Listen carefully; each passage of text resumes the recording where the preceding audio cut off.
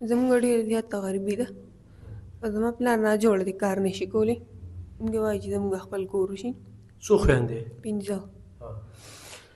ټولې خویندې همداسې بس در په در. ګرانو کتونکو، ایلب خان شیرپا ویلفیر فاونډیشن رجسټر ته د پښتونخوا د لرو پرتو سیمو نه دغه بېوسه خلک راځي. دغه بابا هم راغلی دی، خو بابا د راتلو سره جاړي. ګرانو کتونکو، یو خبر درته کوم چې د روژې نه پس موږ ویډیوګانې نه دي کړې. ډېر زیات خلک رابطې کوي، خو یو خو تنګول کوي، ډېر خلک چسکې لګوي، ډېر خلک د خلکو غریبۍ پسې خاندي.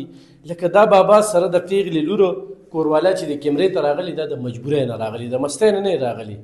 دغه شانتې 3 لوریانې نور هم پیغلې په کور باندې دي، خو غربت را په ما کړي دي. وایي چې یاره څه اتیش کوره موږ بدل کړل. بابا ولې جاړې؟ دریم کال زما د مرض وشو، یو ډبي ته چې زه ځم نو 1800 دا چې کوم دی نو دا دغه دی، رحم په هېچا کې نه دی پاتې. موږ پیله تاریخ چې کوم دی دې کس سره نیټه وه، هغه نن یې لواران راوخېږي او زه پریم جوړوم او دغه جوړوم، نو زما هغه یو عزت هم ورته.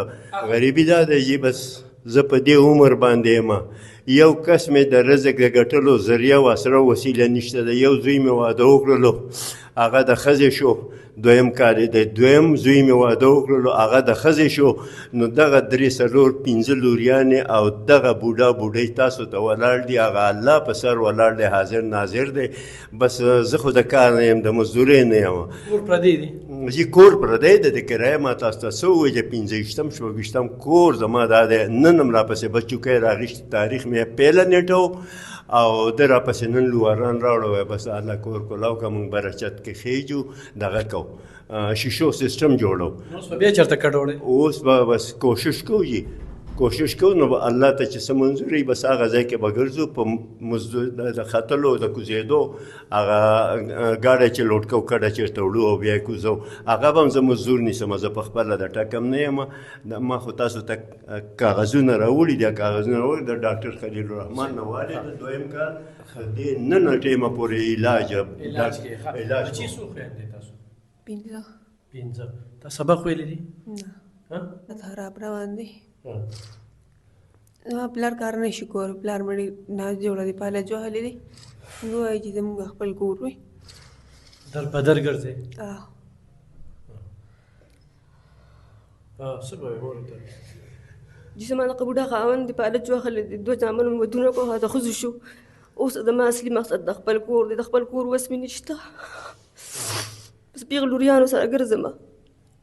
یو مې ورکوټې زوی دی، 3 مې لوریانې دي پیغلې. اوس پورې مې خاوند کار کولی شو، اوس نشي کولی. 3 کال روان دی چې بس ګټ کې پروت دی. بس زما دقه مطلب چې موږ له خدای خپل کور راکړي. دا ځای ورته چا ښوده؟ یو بل نه تپوسونه وکړل. خاوند مې ستاسو لمبر یې دې واغېشت. موږ به شیرپه ویو او شیخ کلي ته هم پکړ راغلي یو، ګډ په ګډ ګرځو. کاڼو کلي او شیرپه اډه دا د موږ کلی دی. خپل نمبر ووایه بابا. 0332 96 950. بیا ووایه.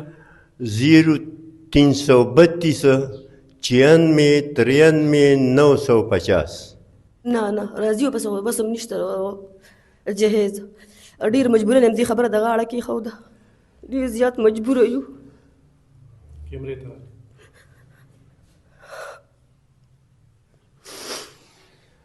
ګرانو کتونکو، د دې بابا جړه دا د دې خپلو لوریانو د مو کور والا د ویډیو چې ګوري چې زه دنیا ته ځم، خو مجبوري ډېر بد څیز دی. دې ټول معذوره دی په دې لاسونو باندې. دا تاسو وینئ، د الله د رضا لپاره تاسو امداد کوئ. په دې باندې زموږ اکاونټ نمبر دی، زموږ د علاقې دي، پیژنوي او خو دوی سره ډایرکټ کوئ نو نمبر یې پکې وي. اوس په ډېر خلک وایي رشته دا چسکو والا نه دي، دومره زیات دي. ما ته به دې روژې نه پس چې کوم دی په زرګو کالونه شوي او په موبایل هر وخت کالونه را رواني، خو چې ورته ووایي د الله د رضا دپاره کوم دی شرط ورته ووایي نو بیا پکې نه شي وي. خو ګرانو کتونکو، د رشتې خبره مه کوئ، د امداد خبره وکړئ. داسې 15 پیغلې لوریانې چې درته وي که نه، دې دا 19 کاله 15 کاله 20 کاله او 22 کاله غربت ډېر بد څیز دی خدای دې څوک نه محتاجه کوي تاسو ته چې کوم دی نو مخې ته راغلل په کار ده چې تاسې مدد وکړي ډېره مننه خوشحاله